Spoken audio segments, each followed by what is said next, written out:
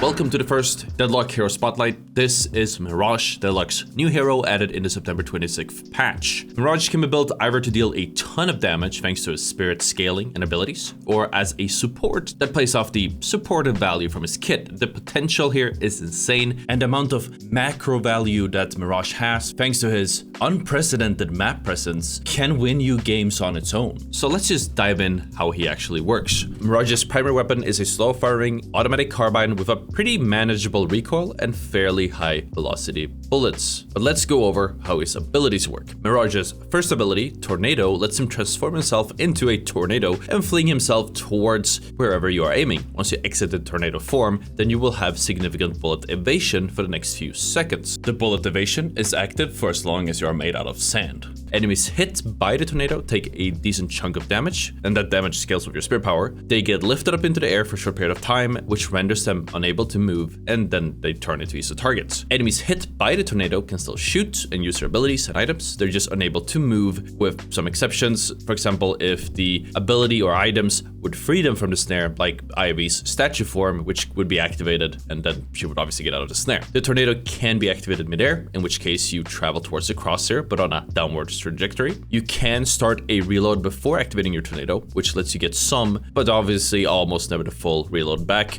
Figured it was worth mentioning though, because it can be helpful in some very niche traits. Since the tornado both lifts and snares, it can also be used to stop all movement abilities. Some are obvious, but if timed correctly, you can use it to stop Abrams from ulting away or Ivy from flying away from you. I accidentally did this in a bot game, so I know it works. If the tornado hits a wall, then it will be cancelled early, with Mirage leaving the tornado form. If you activate the tornado right next to a wall, even if it just casts for a fraction of a second, that will be enough to snare any enemies that might be nearby. You cannot cast any items while in the tornado form. At its first level, the tornado gains an increased lift duration. At its second level, the tornado sees a cooldown reduction, and at its third level, the bullet evasion chance sees a significant increase. At the time of this video, you will go from 30% to 50% bullet evasion chance, meaning 1 in 2 shots are likely to be evaded and deal no damage after you come out of your tornado. But moving on, we have Mirage's second ability, Fire Scarabs, or Fire Scarabs, whatever. By activating this ability, you will open Mirage's launch window, which lets you fire Scarabs wherever you're pointing. Every time you press the ability, you will fire projectile Scarabs towards your targets. You can fire the same amount of Scarabs as the amount of stacks that are visible above your ability, and whether you choose to use all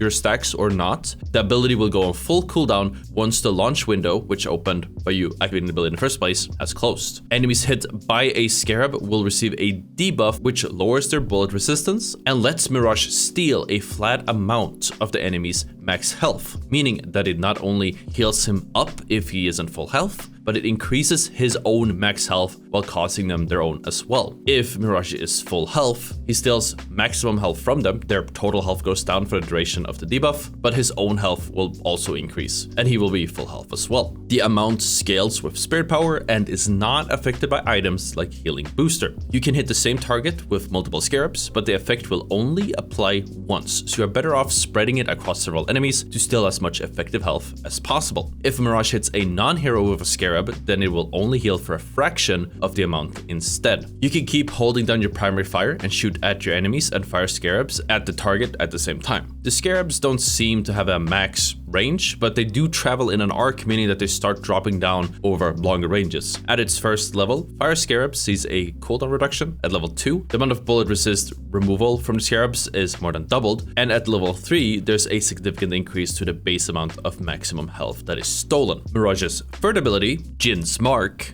makes a huge difference in his impact on the map and in the lane. Your gunshots apply an increasing multiplier on your targets. Once that multiplier expires, or its amount of stacks, which you can see over their head, caps out, then the stack is consumed, dealing a base amount of damage multiplied by the number above their head to the target, which I'm really happy about. Finally, we see an integration from cool math games in my favorite video game of Deadlock. Contrary to what many, myself included, expected, these stacks don't apply any faster if you have an increased fire rate. It doesn't matter how much you shoot at the enemy, because the window where you can actually add to the multiplier is every few seconds after you shoot at an enemy. You will be signaled of this window by this icon appearing on your target. In addition to dealing damage, these stacks also reveal the target on the minimap for the next few seconds. Obviously, if they're on the minimap, you're not really gonna notice a difference, but if they ran away or they're behind something, you'll see them. The base amount of damage stacks with your spirit power, and at the time of this video, the stacks go up to 8 times the base damage at the ability's first level. More on that later. The Jin's Mark can be waited out to pop on its own just by leaving it alone, whether you have 1 stack or the maximum amount, or activated prematurely by hitting the ability key. This applies the current amount of stacks hanging over the enemy's head, while still getting the effect of revealing them on the map.